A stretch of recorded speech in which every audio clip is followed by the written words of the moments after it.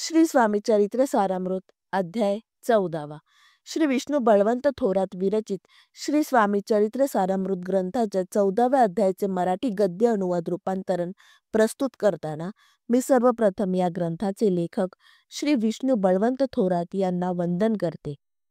श्री गणेशाय नमः. श्री सरस्वती नमः. श्री वासुदेवाय नमः. श्री कुलदेवताय नमः. श्री स्वामी समर्थाय नमः.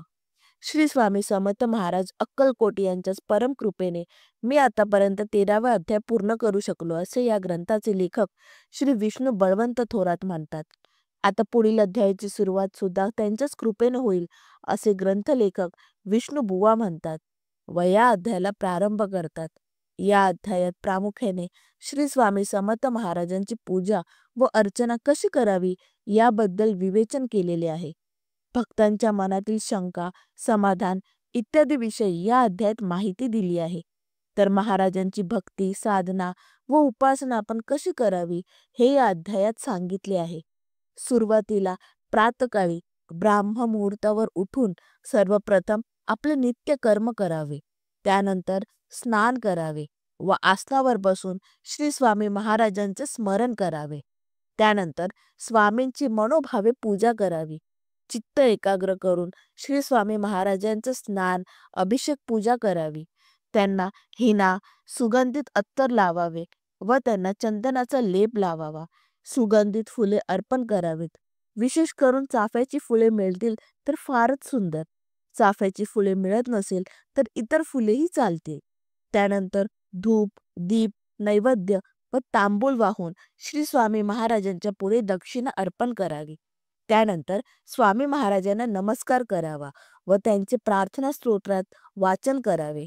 श्री स्वामी समर्थ महाराजांचे सहस्र नामावलीचे स्तवन करावे व स्वामी महाराजांच्या अवतार कार्याची भजने गावीत व गाणी म्हणावीत. श्री स्वामींच्या चरणी नतमस्तक व्हावे.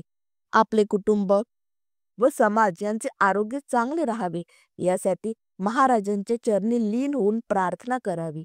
दर गुरुवारी स्वामी महाराजांचे व्रत करावे व त्यांच्या नावाने उपवास करावा व प्रदोषकाली उपवास सोडून द्यावा. उपवास केल्यामुळे आपले चित्त व बुद्धीही शांत राहते. दररोज जेव्हा वेळ मिळेल त्या महाराजांचा जप करावा. आपल्याकडून वरीलप्रमाणे पूजा करणे शक्य होत नसेल तर श्री स्वामी समर्थ महाराजांची मानस पूजा करावी. मानस पूजा श्री स्वामी समर्थ महाराजांना खूप प्रिय आहे. आपल्या भक्तीचा स्वतः गाजावाजा करू नये व स्वामी भक्तीचा केव्हाही गर्व पण करू नये. दांभिक भक्ती व पूजा केव्हाही करू नये, कारण अशा भक्तीचा आपल्या मानसिकतेवर उलटा प्रभाव पडतो. अशा तऱ्हेने शुद्ध भक्ती व पूजा करावी. अशा प्रकारे स्वामी सेवा केली ते महाराज प्रसन्न होतात व आपल्या मनोकामना सुद्धा पूर्ण करतात. अशा तऱ्हेने श्री स्वामी चरित्र सारामृत या ग्रंथाचा 14वा अध्याय हा येथेच सुफळ संपूर्ण होत आहे. श्री स्वामी समर्थ. जय जय स्वामी समर्थ.